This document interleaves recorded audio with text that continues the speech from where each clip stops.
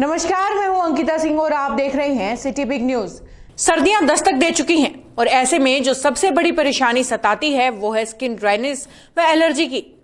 ऐसे में एक तरफ जहां कुछ लोगों को सर्दी में होने वाली स्किन संबंधित परेशानियों जैसे त्वचा का रूखापन और खुजली की समस्या होती है, तो वहीं दूसरी तरफ कुछ लोगों के लिए ये समस्याएं यहीं तक न रुककर और भी बढ़ जाती हैं, जिसके चलते उनकी त्वचा से परतें तक निकल जाती हैं।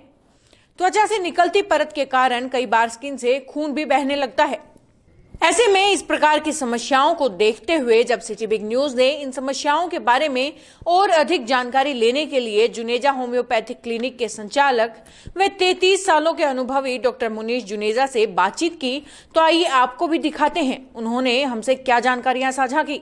ज्यादातर इस मौसम में जैसे खारिश की ज्यादा लोगों को रहती है समस्या, इसके लिए क्या चीज का ध्यान रखना चाहिए? देखो, मेनली ये है, जैसे विंटर के सीज़न में थोड़ा ड्राइनेस हो जाता है स्किन में, तो वो ड्राइनेस को दूर करते रहें। जैसे नहाने के बाद थोड़ा तेल की मसाज कर लें और साबुन का कम प्रयोग करें, और ख़ास तौर पे जो कास्टिक वाले साबुन होते हैं ज़्यादा, वो कम प्रयोग की जाएं। जैसे पियर्स या डव, ये ज़्यादा बेहतर है सर्दी के हिसाब से। और ज़्यादातर तो ये ड्राइनेस रीज़न है, बाकी ईचिंग, खारिश के और भी कई रीज़न रहते हैं। जैसे एलर्जी भी हो सकती है, किसी को वूल से एलर्जी है, सर्दी में वूल जैसे पहनते हैं, तो वूल को डायरेक्ट नहीं पहनना चाहिए। जैसे नीचे कुछ कॉटन का डाल के ऊपर से वूल पहनेंगे तो भी अगर किसी को वूल से एलर्जी है तो उसमें बचाव रहेगा। और इसके अलावा जैसे थोड़ा सा दिन में धूप में बैठना, जिससे कि कोई बॉडी में अगर कोई कीटाणु वगैरह आ रहा है तो वो भी ठीक रहता है। गर्म पानी से अच्छी तरह नहाएं, और बालों को भी जैसे हफ्ते में 2 बार ज़रूर धोना चाहिए। नहीं तो सिर में भी जैसे सफाई ना होने से अंदर वो डैंड्रफ सा जमना शुरू हो जाता है। हालांकि वो डेड हेयर फॉलिकल होते हैं, पर वो अगर टाइम टू टाइम रिमूव होते रहें तो वो सिर के लिए बेहतर रहता है। बाकी और भी कई बीमारियां जैसे स्कैबीज वगैरह है, जो कि कम्युनिकेबल है, एक दूसरे से हो जाती है। तो उस अवस्था में हमें जैसे जो कपड़े हैं अपने दिन में धूप में सुखाने चाहिए और अच्छे गर्म पानी में उनको धोएं उबलते हुए, ताकि जो उनके अंदर कीटाणु हैं वो भी मर जाएं।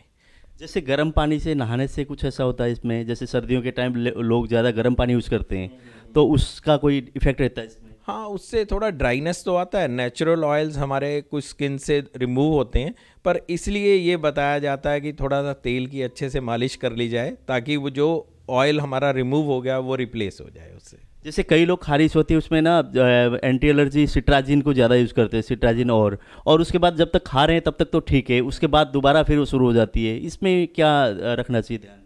देखिए, ये जो एलर्जी स्किन डिजीज़ है, जैसे उसमें हम दाफड़ आते हैं जैसे मेनली, जिसके लिए सिट्राजिन खाई जाती है, ये क्या अंदरूनी रोग है।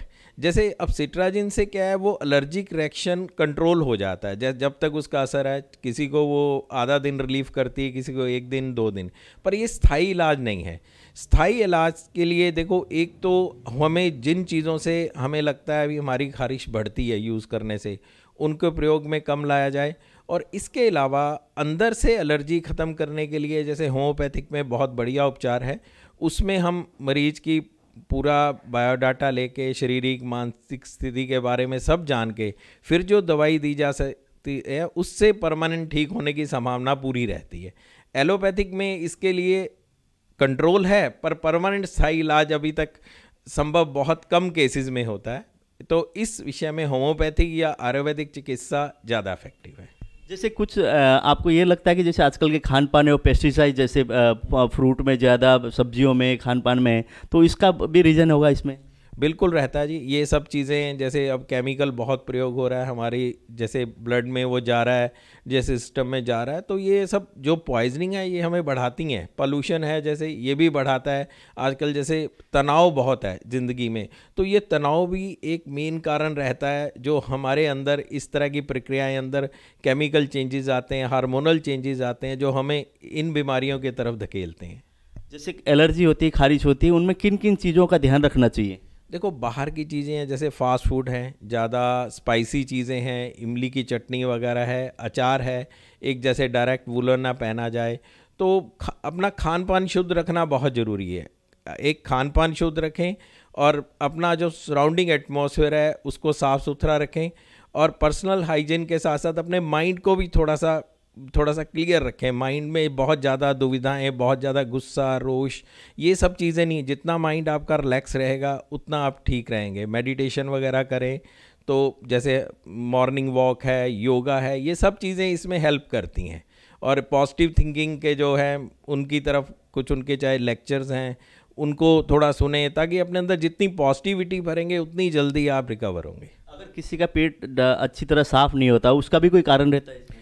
देखिए बिल्कुल रहता है उसमें। देखो एक रोग होता है IBS, उसका भी रोल रहता है। प्लस उसमें हमारा अगर हमारी डाइट सही नहीं है, रेगुलर प्रॉपर तरीके से फाइबर नहीं जा रहा, तो भी पेट साफ नहीं होता। स्टूल जो है जैसे आंतों में चिपक जाता है, वो पूरा क्लियर नहीं होता।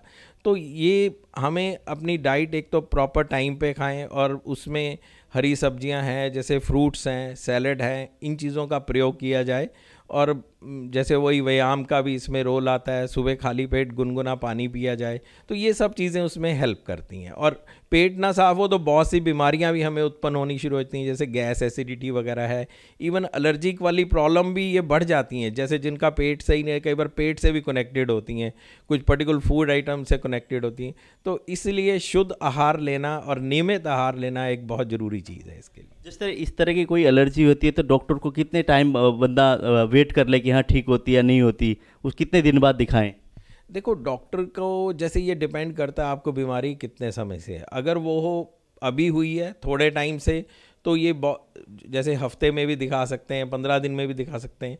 पर क्या होता है, जैसे कई बार ये बीमारी एक बार आ गई, सो जैसे मैंने बताया, इसका कोई प्रॉपर परमानेंट सोल्यूशन एलोपैथिक में या बहुत सी साइंस में ऐसा नहीं होता। तो ये फिर सालों साल जैसे चलती रहती है। जितनी अब क्रॉनिक होगी तो फिर आप महीने में भी दिखा सकते हैं।